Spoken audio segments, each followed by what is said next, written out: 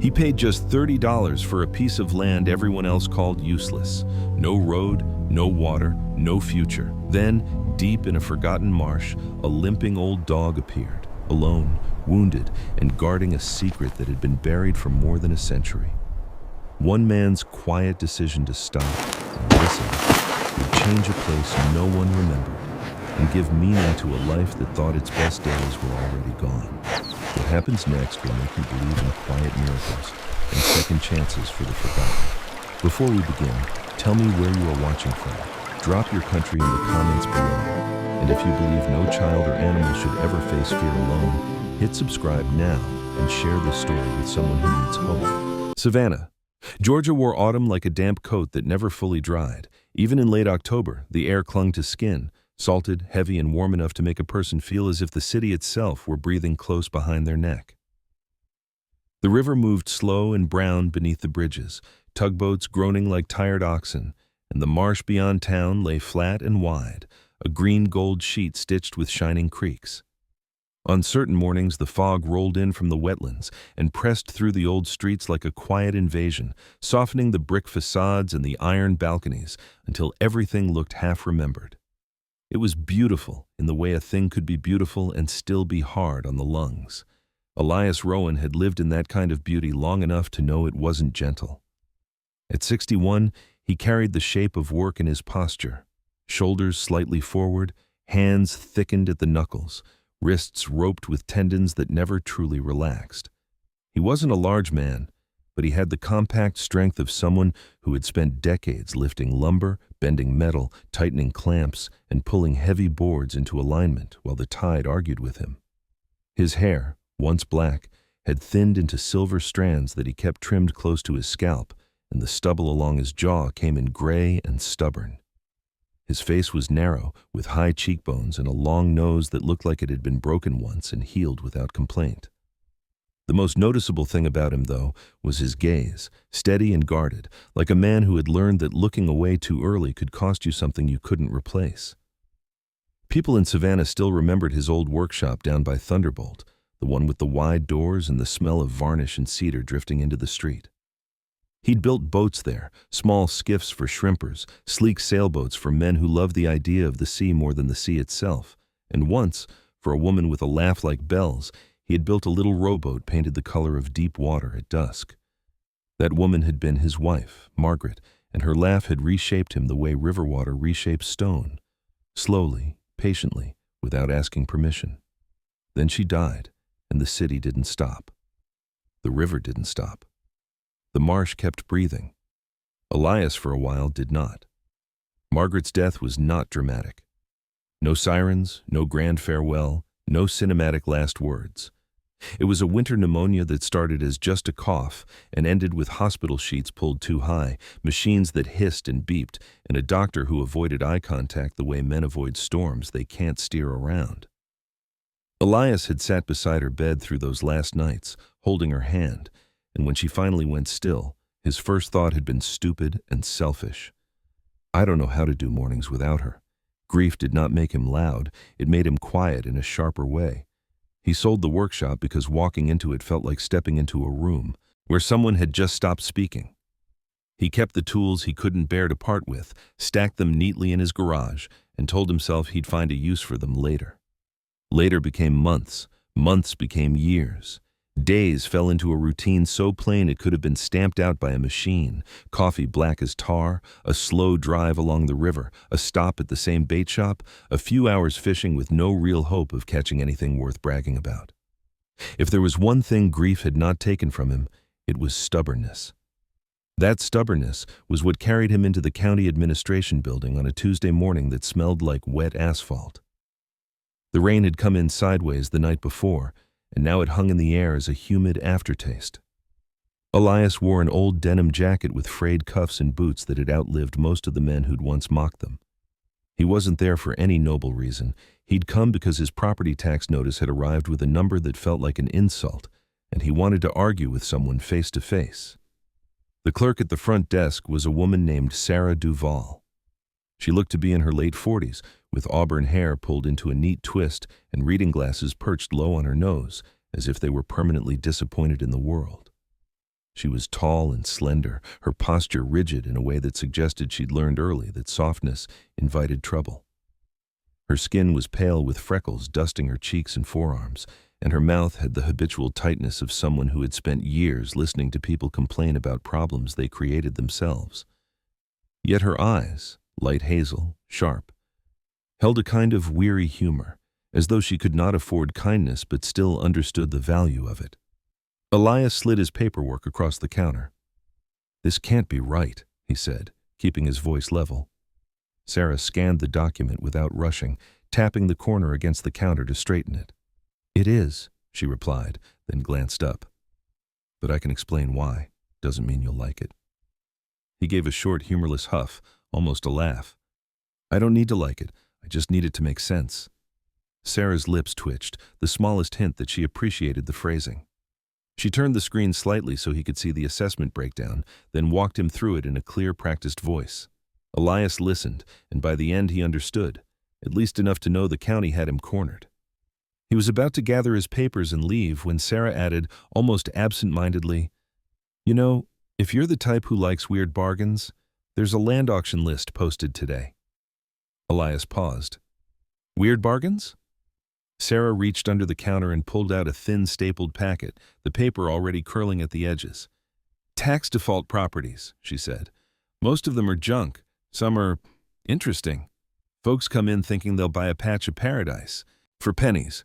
Usually they buy swamp and disappointment." "Sounds familiar," Elias murmured, thinking of his workshop sale, thinking of mornings without Margaret. Sarah flipped to a page and tapped one listing with her pen. "This one," she said. "It's been sitting on the books for decades. Nobody touches it." Elias leaned closer. The listing was plain. Parcel number 11784C. Location, Chatham County outskirts, bordering tidal marshland. Access, none recorded. Utilities, none. Condition, unimproved. Minimum bid, $30. $30. The number looked ridiculous, like a typo that everyone had chosen not to correct out of embarrassment. "What's wrong with it?" Elias asked. Sarah's expression shifted into something more cautious. "Everything that makes land useful," she said. "No road easement, no power. It's marsh mostly. Mosquitoes, snakes, mud. Half the year it's underwater. The other half it smells like low tide. People call it Brackish Hollow." "Brackish Hollow," Elias repeated, tasting the words. They sounded like a place you went to lose something you didn't want found again. Sarah shrugged. "If you want it, you can bid. $30 is the minimum. Might go higher if some dreamer thinks they can turn it into a campground." Elias stared at the listing longer than he meant to. He didn't have a plan. He didn't even have a reason that would satisfy anyone else. But something about that low number, that forgotten parcel, scraped against the part of him that still woke up each morning and wondered what he was for. He could hear Margaret in his head, not as a ghost, but as memory. "Pay attention," she used to say when he got impatient. "The world speaks quietly. You miss it when you rush." He looked up at Sarah. "Where is it exactly?" Sarah slid a small printed map toward him, the kind generated from an old county database. She pointed to a faint outline near the wetlands outside Savannah. "Out past the last decent road," she said. "You'll need boots and a tolerance for regret." Elias took the map. His thumb traced the parcel line. It was shaped oddly, like a crooked finger pointing toward the marsh. "How come you know so much about it?" he asked. Sarah's eyes flicked away for a moment. "Because my father used to work for the county survey office," she said, and the tightness around her mouth deepened. "He spent his whole life mapping land no one cared about. He used to say the forgotten places were the ones that told the truth." That was the first crack Elias saw in her rigid professionalism. It was brief, but it was there, like sunlight through an old shutter. He nodded. "All right," he said, more to himself than to her. Sarah arched a brow. "You're actually considering it." Elias folded the map carefully. "I'm considering looking." She gave him a look that was half warning, half amusement. "If you go out there," she said, "don't go alone, and don't go after dark." Elias slipped the papers into his jacket. "I've been alone for a while," he replied, then immediately wished he hadn't said it. It sounded too honest, too exposed. Sarah's expression softened just slightly. "Then go in daylight," she said. Even loners deserve daylight. Elias left the building with the rain-heavy air wrapping around him again. Outside, traffic moved slow, tires hissing on wet pavement. He stood for a moment on the steps, holding the map as if it weighed more than it did.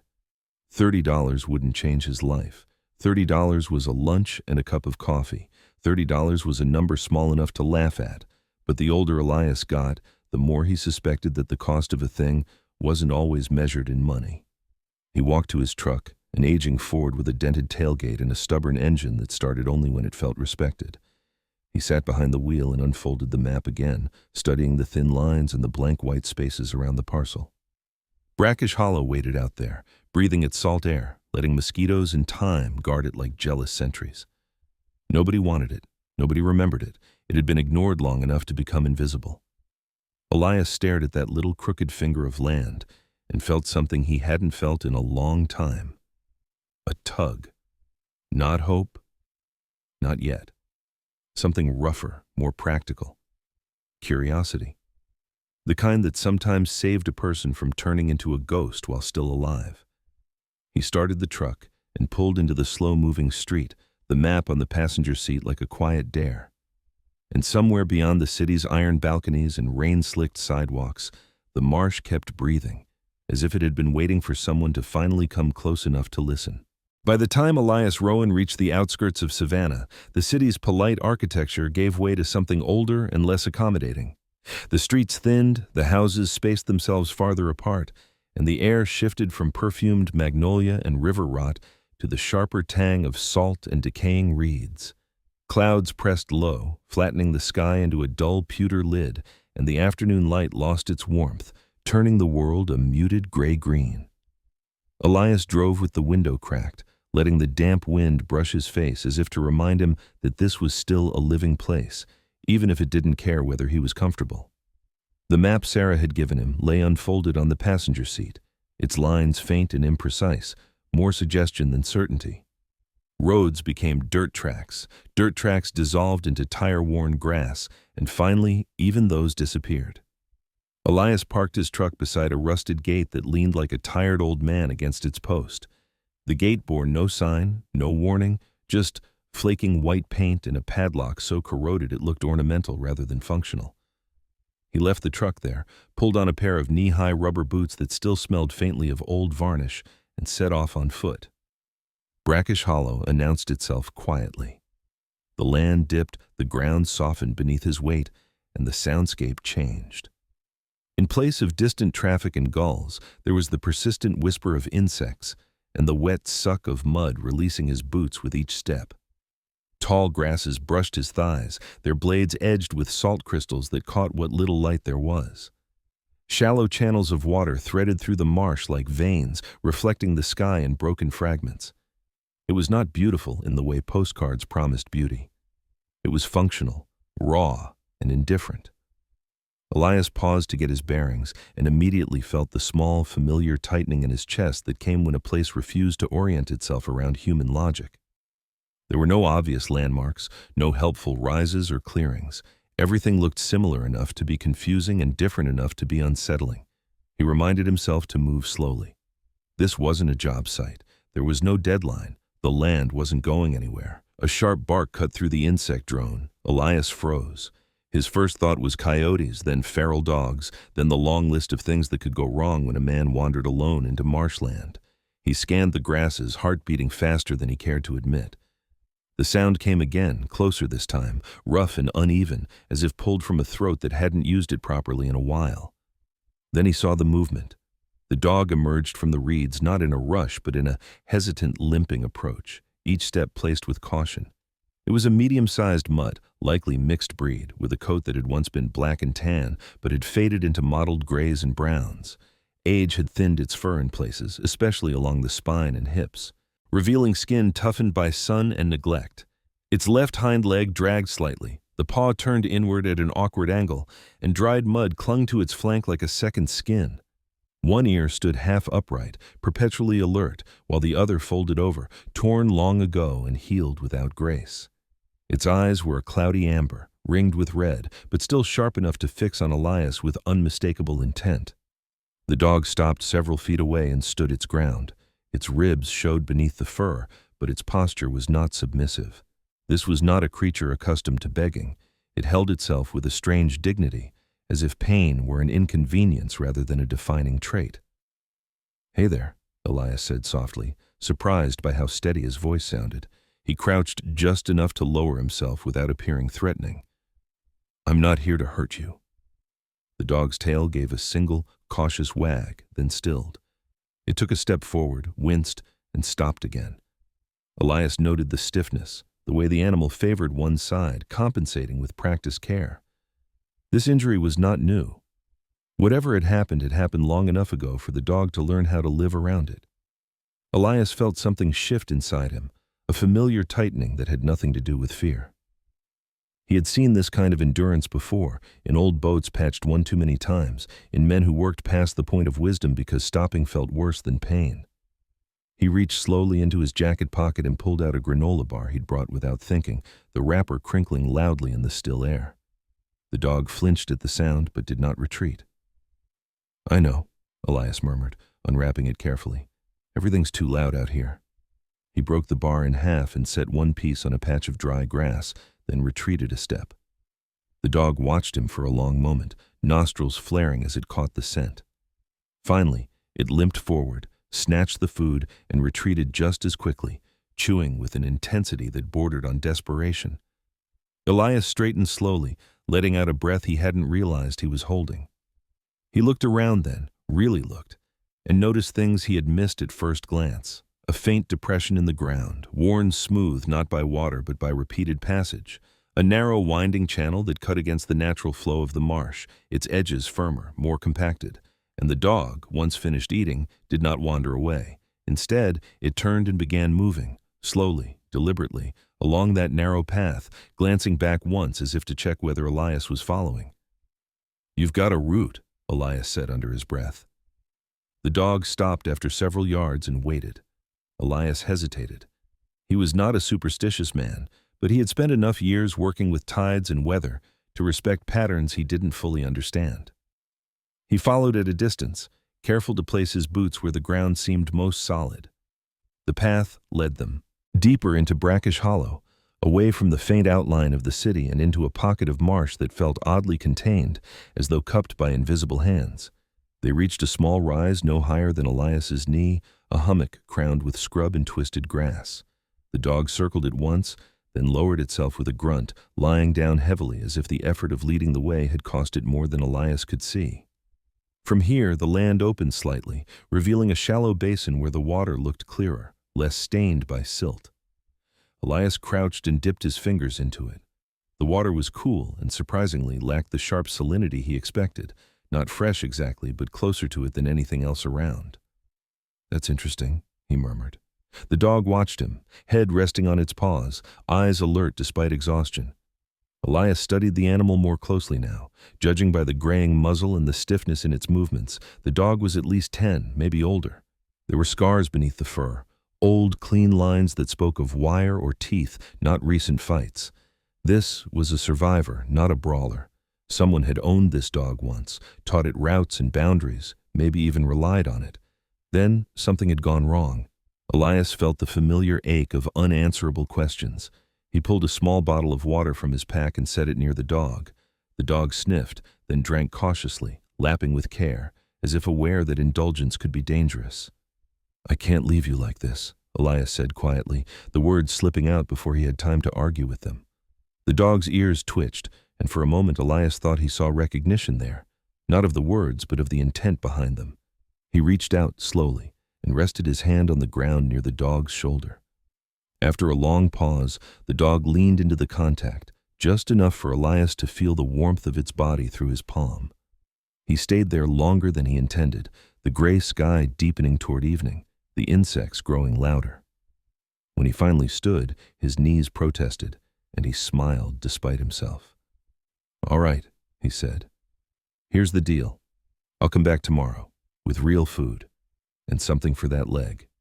You stay put if you can." The dog did not move, but its tail thumped weakly against the ground. Elias retraced his steps carefully, marking the path in his mind, committing the turns and textures to memory. At the edge of the marsh, he turned back once more. The dog remained on the hummock, a quiet sentinel against the muted greens, watching him leave. As Elias reached his truck, dusk settling in like a held breath, he realized something had already changed.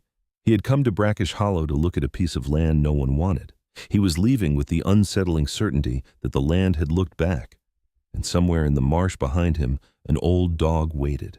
Elias returned to Brackish Hollow at first light, the hour when Savannah held its breath before the heat asserted itself. Dawn peeled back the gray in slow layers, revealing a sky rinsed thin and pale, the color of oyster shells.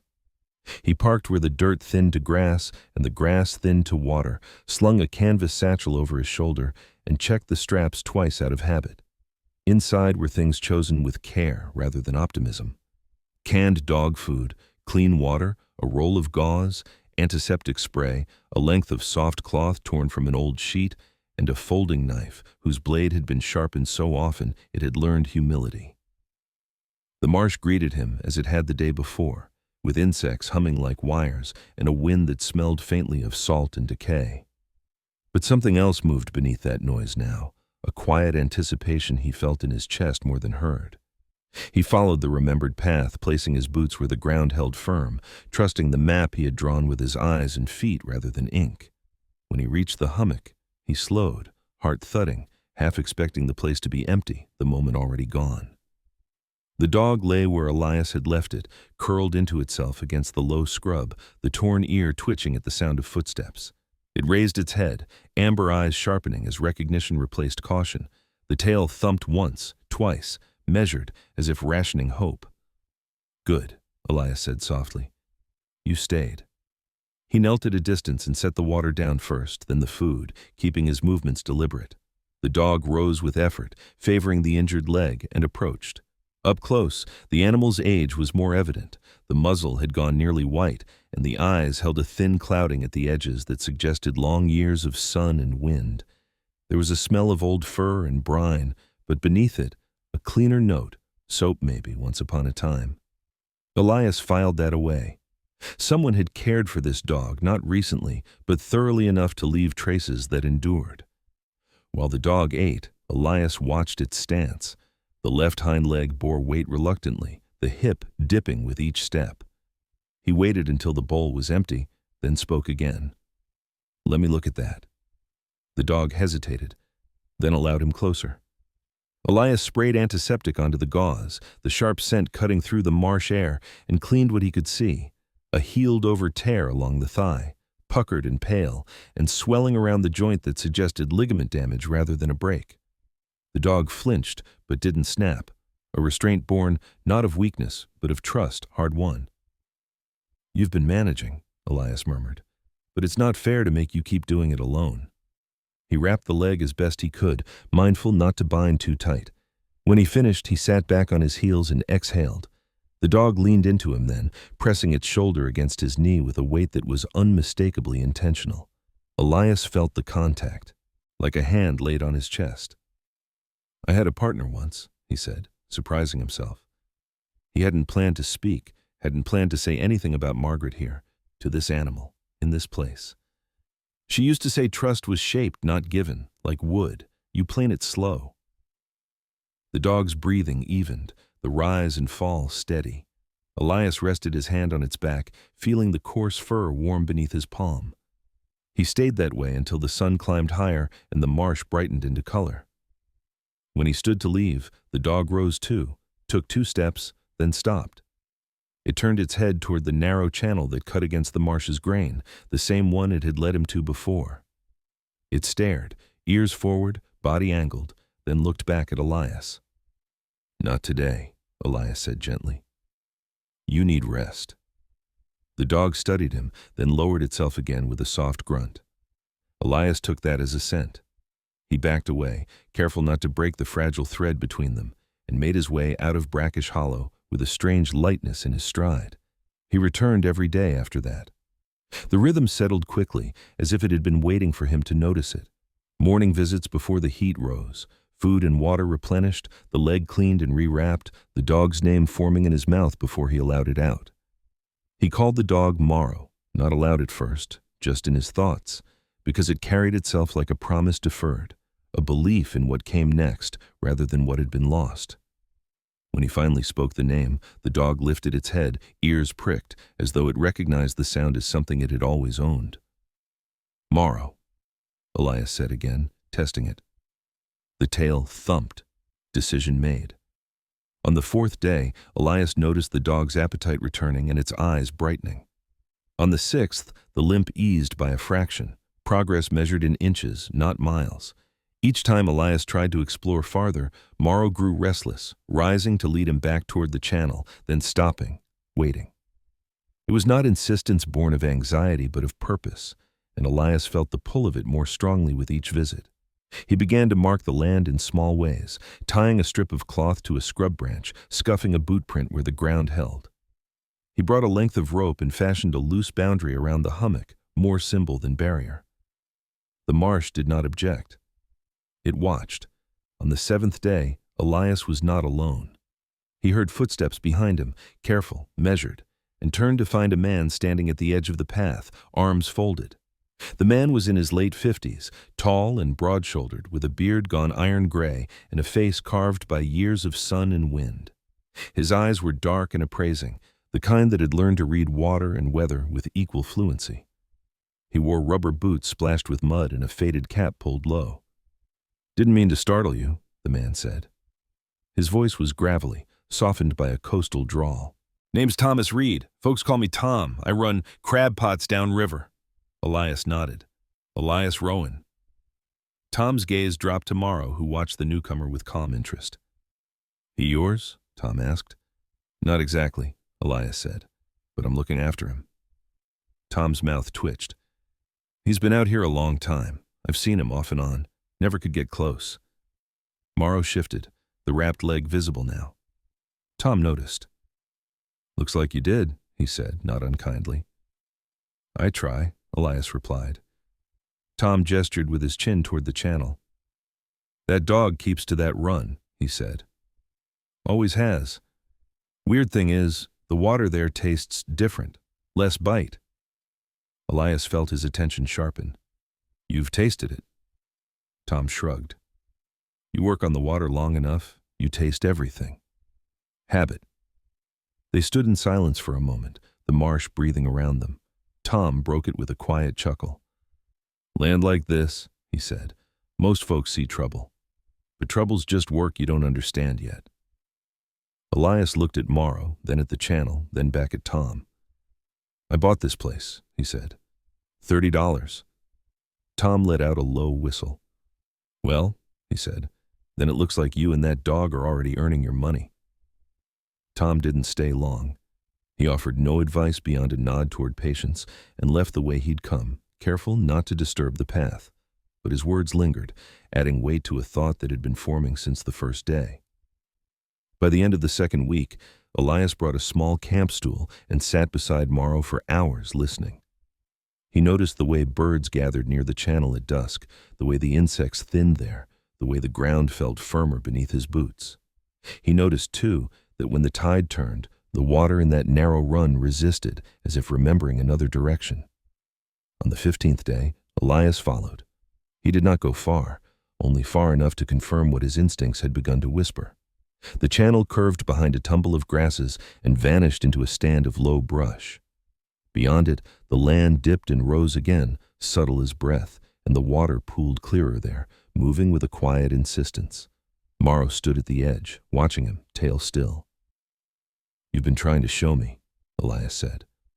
The dog met his gaze, steady and unafraid. Elias did not step farther, not yet. He returned to the hummock and sat, letting the decision settle.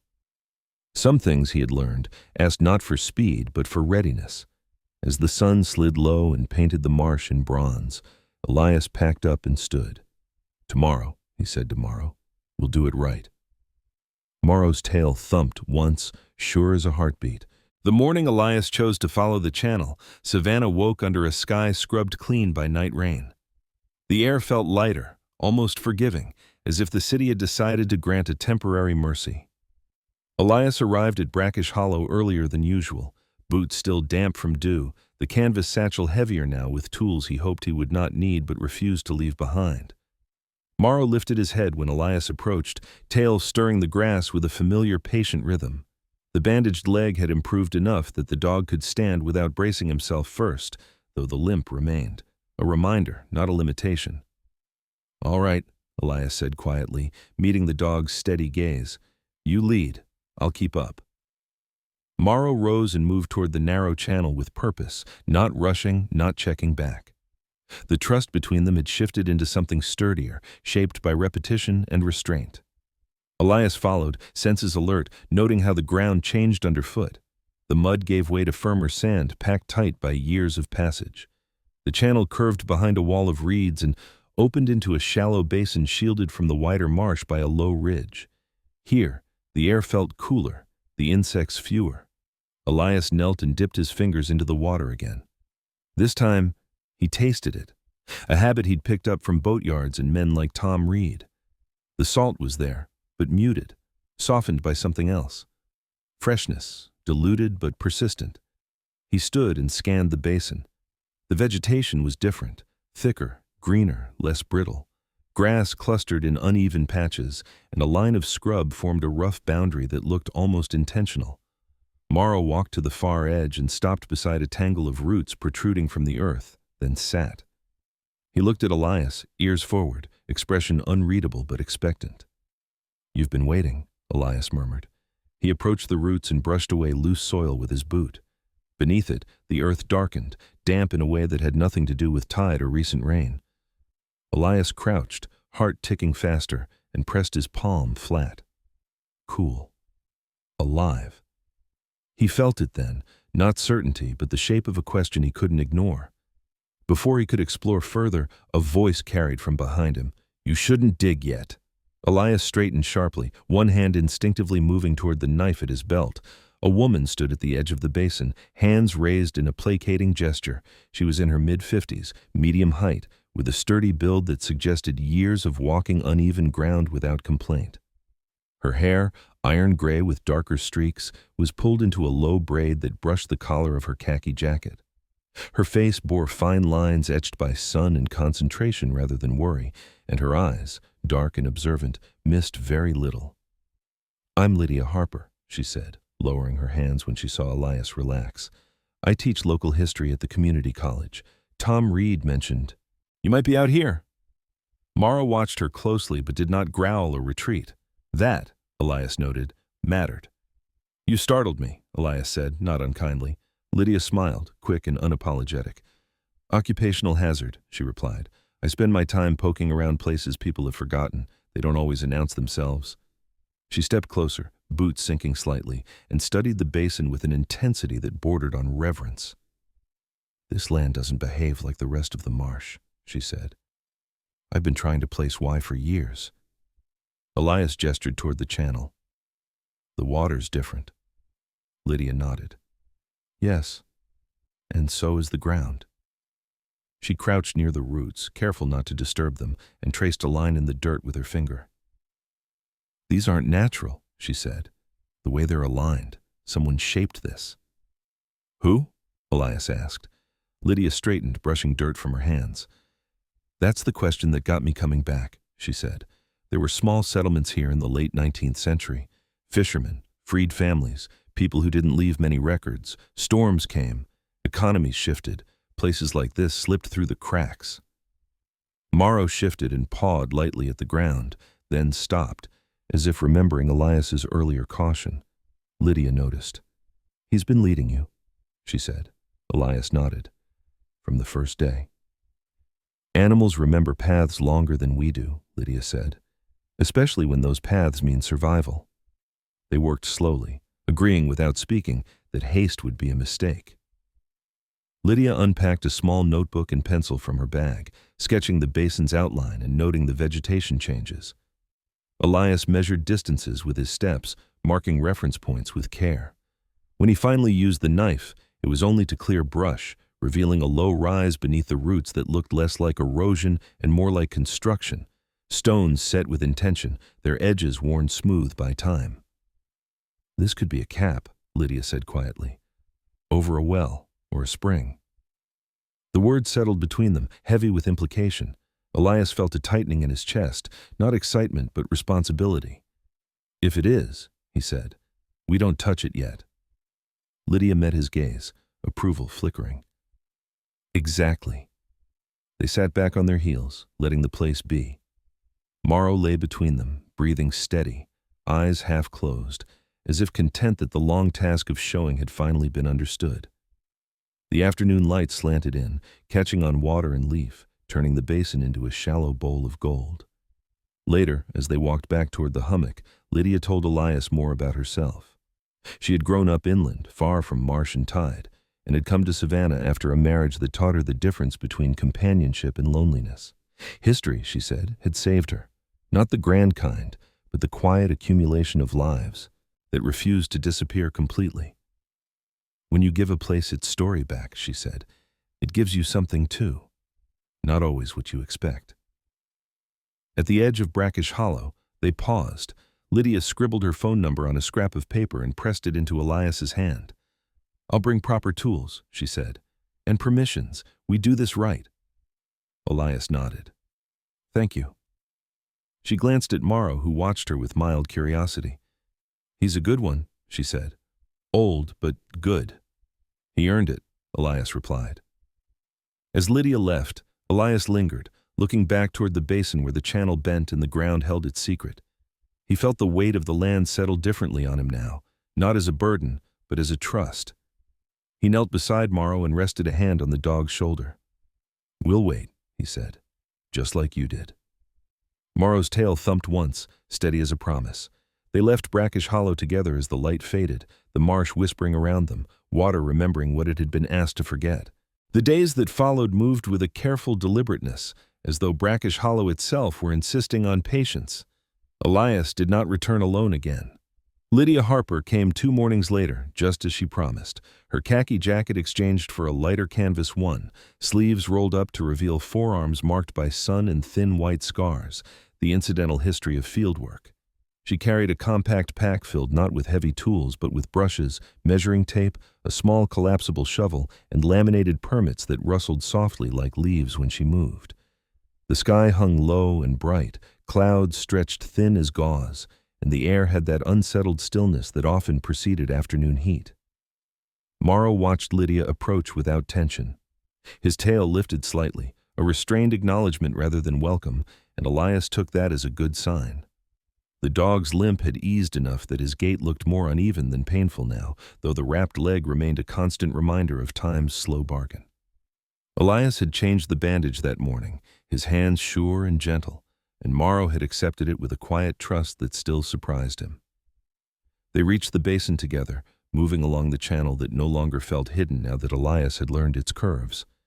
Lydia knelt immediately, studying the low rise beneath the exposed roots, her eyes narrowing with focus. "The alignment is clearer in this light," she said. "See how the stones form a rough ring? That's not marsh accident." Elias crouched beside her, careful not to disturb anything. "If it's a spring," he said, "it's been protected." "Intentionally," Lydia replied. "People didn't cap springs unless they planned to come back." They worked with restraint, clearing only what was necessary to confirm the structure. Beneath layers of compacted earth and plant matter, the stones emerged, hand-set, irregular but deliberate. A shallow depression at the center held darker soil that smelled cool and mineral-rich. Lydia brushed it gently, then stopped as if listening. Before either could speak, Morrow rose and padded closer, lowering his head toward the center of the ring. He sniffed, then pawed once, softly, and looked up at Elias. Not insistence, invitation. Elias felt the weight of the moment settle. "That's far enough for today," he said, voice steady. Lydia nodded, relief visible. "Agreed." They marked the site discreetly and retreated, leaving the basin intact. Back at the hummock, Lydia made notes while Elias poured water for Morrow. The dog drank, then lay down, eyes half closed, content with the pause. Lydia watched him for a moment, her expression thoughtful. "He's not just leading," she said quietly. "He's guarding." The next week unfolded with quiet momentum. Lydia brought in a colleague, Marcus Bell, a hydrogeologist she trusted enough to share unfinished questions with. Marcus was in his early 40s, tall and angular, with a shaved head that accentuated the sharp planes of his face. His beard was trimmed close, salt and pepper already creeping in, and his eyes held a practiced skepticism softened by curiosity. Years earlier, a failed urban water project had cost him his reputation with a consulting firm, and since then he'd chosen work that favored truth over speed. Marcus walked the basin slowly, tasting the water, testing the soil with a handheld probe, listening more than he spoke. "There's an upwelling here," he said finally. "Small but persistent, likely fed by a shallow aquifer trapped between sand and clay layers. It's rare in a marsh like this, but not impossible. What's impressive is how it's been preserved." "How long?" Elias asked. Marcus glanced at Lydia, then back at the stones. "A century, maybe more." Someone knew what they had. The implications rippled outward. Permits would be needed, protections, boundaries. Lydia began the paperwork process, her movements efficient, while Marcus sketched a plan for minimal testing. Elias listened, absorbing the language of responsibility that accompanied discovery. He did not feel ownership in the way he once had over boats and tools. This was different. This was stewardship. On the 10th day after Lydia's return, Elias noticed something else. At dusk, birds gathered near the channel, egrets and small marsh wrens, more than he'd seen before. The air cooled faster there, and insects thinned as if held at bay. Morrow moved easily now, the limp barely perceptible, and sometimes he wandered beyond the hummock to lie near the basin, eyes alert, as if standing watch. That night, Elias stayed longer than usual. He sat on the camp stool, hands wrapped around a tin mug of coffee gone cold, and listened to the marsh settle. The memory of Margaret came unbidden, not sharp, not painful, but present.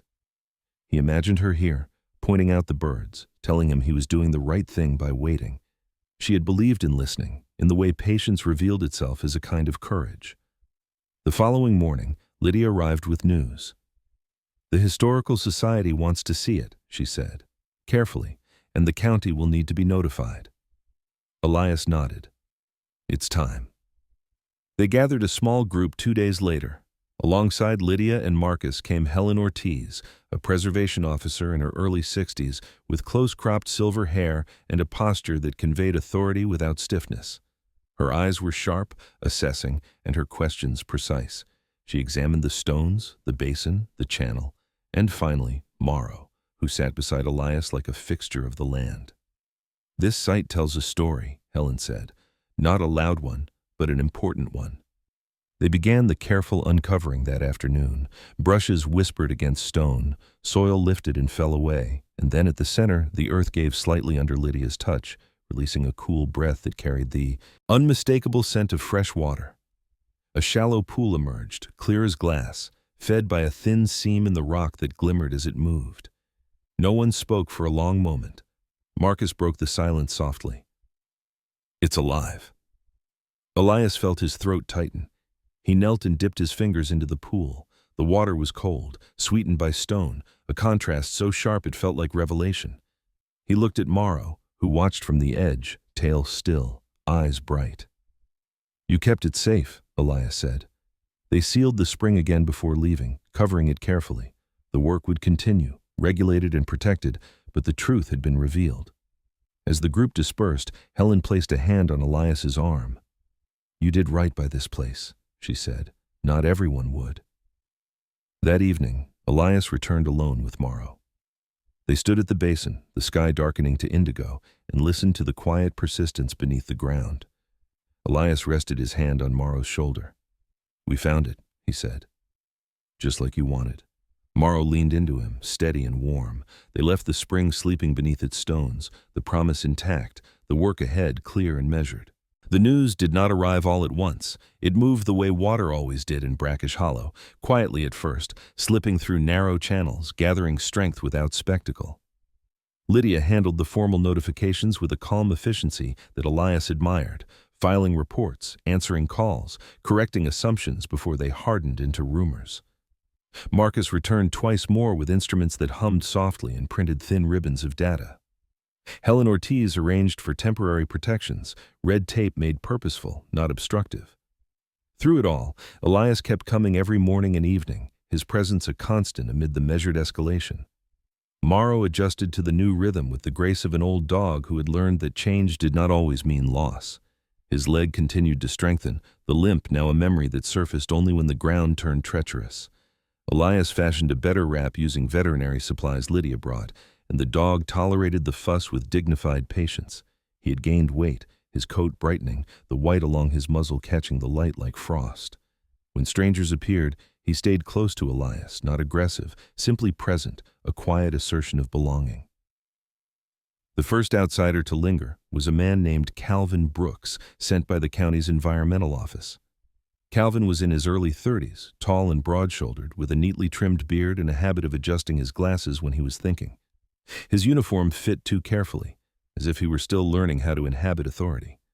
He asked good questions, listened longer than required, and wrote notes in a tidy hand. When he spoke to Elias, his tone was respectful, touched with curiosity rather than suspicion. "This is unusual," Calvin said, standing at the edge of the basin, eyes tracing the stones.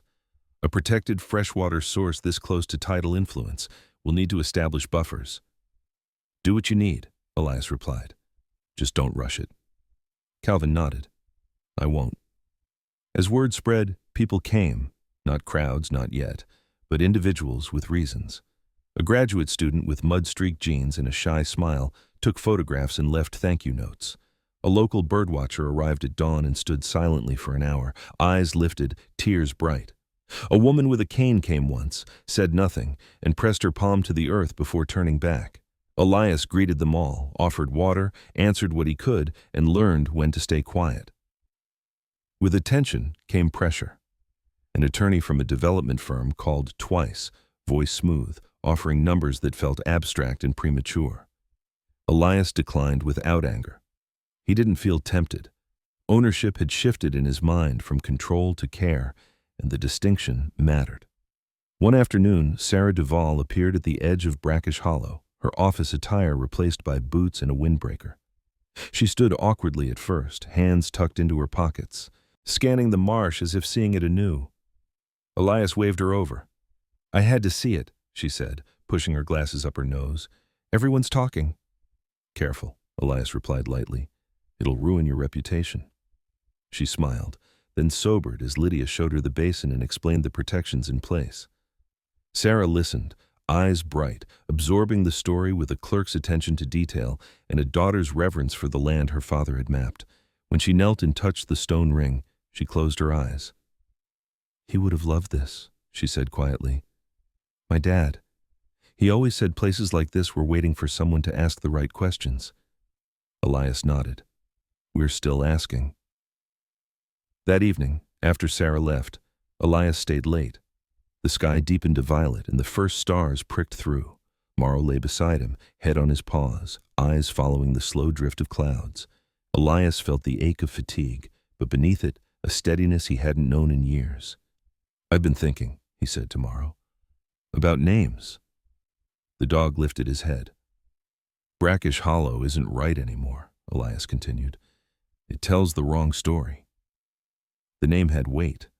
Names shaped memory. They invited or excluded. He turned the thought over, listening to the marsh breathe. "Spring Hollow," he tried. Morrow's tail moved once, a small, approving arc. The next morning, Lydia brought the idea to Helen Ortiz, who raised an eyebrow and smiled. "Names matter," she said. "We'll need consensus, but it fits." As the week unfolded, a modest plan took shape. A controlled access path, educational signage, a small boardwalk to protect the wetland, scheduled visits led by volunteers trained to tell the story without embellishment. Elias agreed to serve as caretaker, a role that felt less like responsibility and more like alignment. He built a simple shelter near the hummock, a bench, a shade awning, using salvaged wood and careful joinery. His hands remembered their work with gratitude.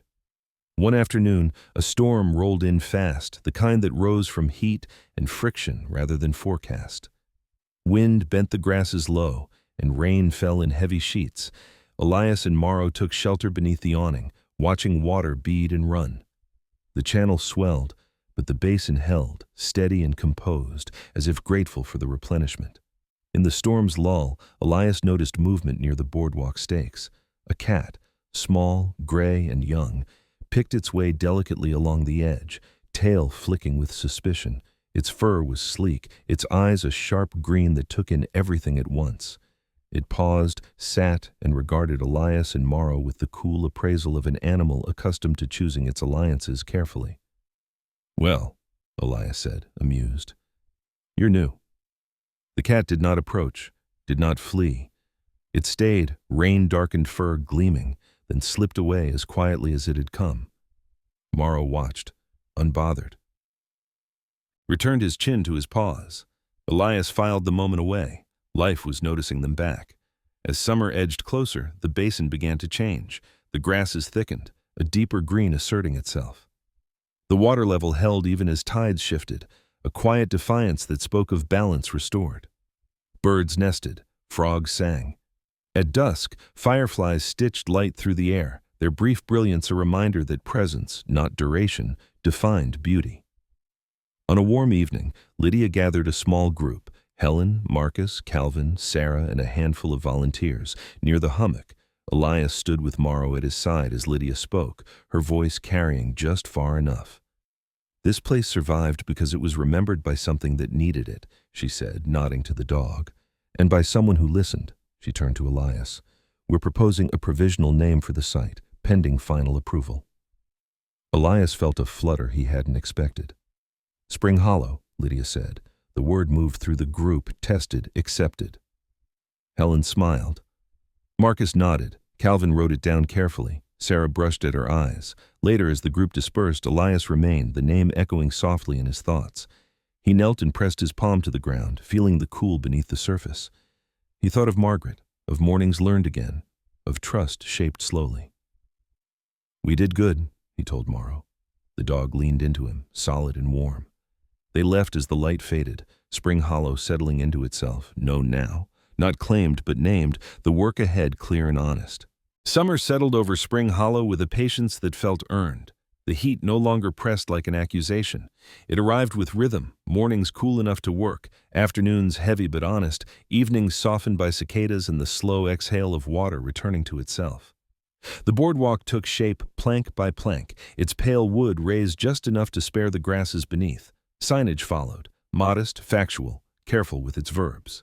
Elias watched it all with the same attention he once gave to hull lines and tide tables, present but never hurried, allowing the place to remain the lead voice. Morrow changed in quieter ways. His recovery had plateaued, not reversed, not dramatic, just the gentle leveling that comes when time collects its due. The limp returned on bad ground. He slept more deeply in the afternoons, chin tucked, breath measured. His eyes, still bright, carried a softness now, as if he had learned the difference between vigilance and peace. Elias adjusted without ceremony, bringing a cushion for the dog's hips, shortening their walks, sitting more often than standing. The care felt familiar. He had done this before. A veterinarian named Ruth Callahan visited one morning at Lydia's suggestion. Ruth was in her late 60s, compact and strong, with close-cropped white hair and hands that moved with economical kindness. Her eyes missed nothing but judged little. When she knelt to examine Morrow, she spoke to him in a low, even tone, narrating the work as if it were a shared task. Morrow accepted her touch without resistance. "He's old," Ruth said finally, straightening with a quiet exhale. "Older than he looks. That leg never healed right. He's comfortable now, but it won't improve." Elias nodded. "I know." Ruth met his gaze. "He's had good days here." "He's had purpose," Elias said. "That matters," Ruth replied. "More than we admit." She left behind supplements and instructions Elias already anticipated, and a card he slipped into his pocket without looking. He didn't need reassurance, only clarity. Ruth had given him that. As the season edged forward, Spring Hollow welcomed its first scheduled visitors, small groups guided by volunteers who learned quickly that the story required restraint. Elias listened from a distance as Lydia spoke about settlement patterns and hydrology, as Marcus explained the aquifer's quiet persistence, as Helen framed the protections in place. When children came, Elias answered their questions plainly and let Morrow be seen, lying near the basin like a carved figure returned to flesh. The gray cat appeared more often now. It kept to the margins, a young male by the look of it, lean and long-limbed, fur darkening along the spine. Its green eyes watched with an intensity that bordered on ownership. Morrow regarded the cat with the weary tolerance of an elder who had no interest in arguments he no longer needed to win. They coexisted without ceremony, sharing space and shade, each fulfilling a different watch. One evening, as the sun bled into the marsh and the air cooled, Elias felt the shift. Morrow rose with effort and walked toward the basin without waiting. His gait was slower, deliberate, and when Elias followed, he did not ask where they were going. He knew. They reached the stone ring and stopped. Morrow lowered himself carefully, settling at the edge where the cool breathed up through the ground. He sighed, a long, easing sound, and rested his head against Elias's boot. Elias sat beside him, the familiar ache in his knees sharp but welcome. "All right," Elias said softly. "We're here." The marsh held still in the way it sometimes did, a hush that felt intentional. Fireflies stitched brief constellations through the air. The water beneath the stones murmured, a low, continuous promise. Elias placed his palm on Morrow's shoulder and felt the dog lean into it, solid and warm, the weight of a life that had known loss and work and endurance. He spoke then, not to remember but to acknowledge. He told Morrow about Margaret, about her laugh, about the way she believed in attention as a form of love. He told him about boats finished and unfinished, about mornings learned again. He thanked him for leading, for waiting, for guarding something that had outlived its keepers. Morrow's breathing slowed, his eyes closed and opened once more, fixing on Elias with a steadiness that needed no interpretation. Then they closed again, and the tension left his body like a tide slipping back to sea. Elias stayed as the light faded completely. He didn't rush the moment. When he finally rose, he did so carefully, lifting Morrow with a tenderness that surprised him with its ease. He carried the dog to a small rise near the basin where the ground stayed cool and firm, a place Morrow had chosen many times before. Elias dug with his hands in a small spade, the earth yielding without protest. He laid Morrow down, arranged him as if sleeping, and covered him gently, stone by stone, soil by soil. He placed the worn cloth from Morrow's old bandage at the head, a marker humble and true. The cat watched from a distance, tail still. The next morning, Elias returned with Lydia and Helen. They said little. Helen marked the place on a map with a simple notation, no fanfare, no plaque. Lydia squeezed Elias's arm once, firm and brief. Ruth sent a message that afternoon, 2 lines only. "He mattered. You did right." Spring Hollow continued. Weeks passed. The basin held. The birds nested. The boardwalk welcomed feet that moved slowly and eyes that looked twice. Elias adjusted to the new shape of his days, the absence sharp at first and then integrated, like a healed bone that remembered weather. He spoke of Morrow and asked, not as a story with an ending, but as a presence that remained, embedded in the land's memory. On a clear morning near the turn of the season, a small sign was added near the path, not official, not permanent. It read simply, "This place was kept."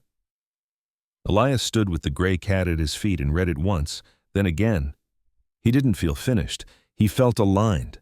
He walked to the basin and rested his palm on the cool stone ring. Beneath it, the water moved, steady and patient, remembering what it had been asked to forget and choosing now to speak. Autumn returned to Spring Hollow quietly, as if unwilling to disturb what had been carefully set in place. The heat loosened its grip, mornings sharpened with cool clarity, and the marsh shifted from lush green to a softer palette of gold and rust. The boardwalk creaked gently under measured steps, no longer new, already learning the language of weather and time. Elias noticed these things the way a craftsman noticed grain in wood, not with urgency, but with respect.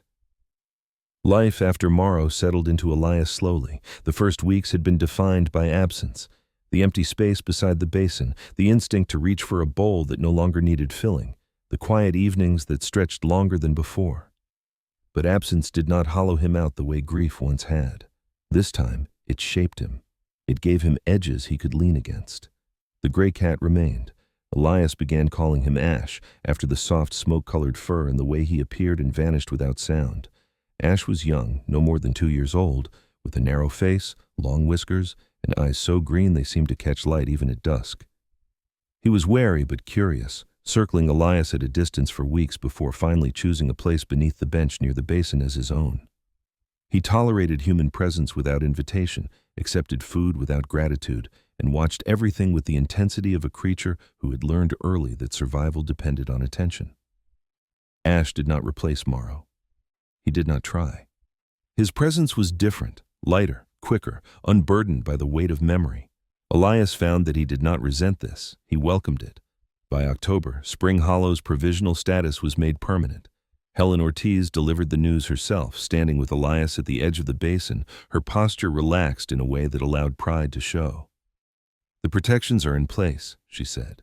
"The designation is approved. This site will remain conserved." Elias nodded, the words settling into him like a final seam, set cleanly. "Thank you." Helen smiled. "You did the hard part." The hard part, Elias knew, had been listening. The small preservation group expanded, drawing volunteers who understood the balance required to keep a place alive without overwhelming it. One of them was Daniel Price, a high school science teacher in his early 40s, tall and lean with a neatly kept beard and an energy that suggested he'd once wanted to be an engineer. He brought students on scheduled visits, teaching them how water moved through land and how history left marks even when names were forgotten. Daniel's questions were thoughtful, his manner open, and Elias found himself enjoying their conversations about teaching, about patience, about how the best lessons were often indirect. Another was Maeve Collins, a retired park ranger in her 70s with wind-burned skin and a posture still straight from decades of walking trails. She spoke little but noticed everything, gently correcting when needed and stepping back when not. Elias trusted her immediately. With help, Elias built a small caretaker's cabin at the edge of Spring Hollow. Not a house, not a monument, just a place to store tools, records, and a kettle for tea. The work brought back the pleasure of making something that fit exactly where it belonged. His hands ached in the evenings, but it was the good ache, the one that confirmed usefulness. One afternoon, Sarah Duvall returned with a folder tucked under her arm. She looked different out here, less rigid, more herself. Her auburn hair had grown longer, streaked now with gray she did not bother to hide. "I brought copies," she said, handing Elias the folder. Inside were old survey notes, hand-drawn maps, marginalia from her father's files. "He walked this land once," she added. "Didn't know what it was holding, but he marked it carefully." Elias traced the lines, recognizing the same patience he had learned to value. "He did good work," he said. "So are you," Sarah replied. They stood in companionable silence, Ash weaving briefly between their legs before disappearing into the brush. As the year turned, Spring Hollow found its rhythm. Visitors came and went. The basin held steady through storms and dry spells alike. The spring murmured beneath its stones, unassuming and faithful. Elias spent his mornings walking the boardwalk, his afternoons repairing what needed repair, his evenings sitting near the basin with a mug of tea gone cold. He spoke to Margaret there sometimes, not with longing, not with regret, but with a quiet sense of inclusion. He imagined her approving nod, the way she would have teased him for taking so long to understand what mattered. On a clear December morning, Lydia gathered a small group at the basin, no speeches announced, no cameras invited. Helen stood beside her. Marcus leaned on the rail, hands in his pockets. Daniel and Maeve waited near the path. Sarah stood a little apart, watching. Lydia cleared her throat.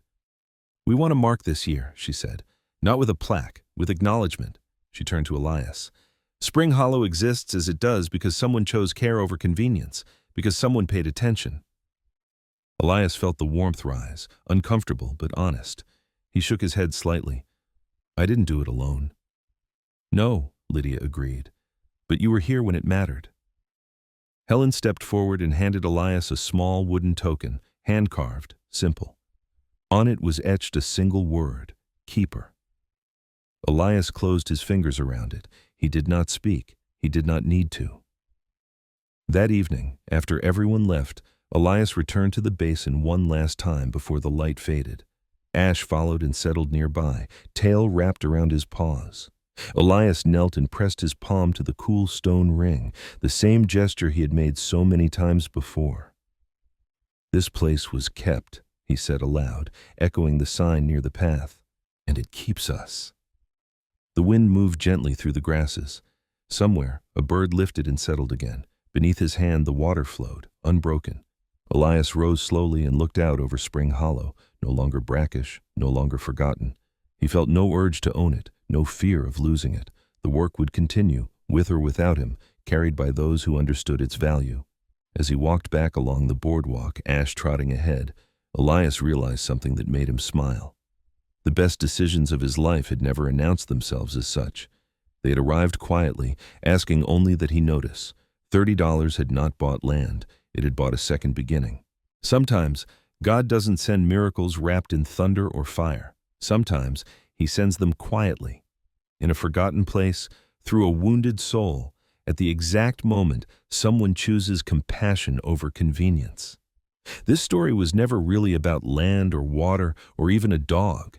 It was about what happens when a human heart slows down enough to listen, when we stop rushing past pain, when we choose to stay just a little longer than we planned. In our daily lives, we all pass by something broken, a person who feels invisible, a child who feels afraid, an animal who has learned to survive without love. And we think someone else will help. But what if you were the answer to a quiet prayer? What if God placed that moment in your path, not to test you, but to trust you? If this story touched your heart, share it with someone who feels forgotten. Leave a comment below and tell us what part spoke to you most. And if you believe in kindness, second chances, and the gentle hand of God still moving in this world, please subscribe to the channel. It helps these stories reach those who need them most. May God bless you wherever you are watching from. May He protect your family, soften your burdens, and remind you that even the smallest act of love can become a miracle in His hands. And remember, sometimes the greatest blessings arrive quietly, but they change everything.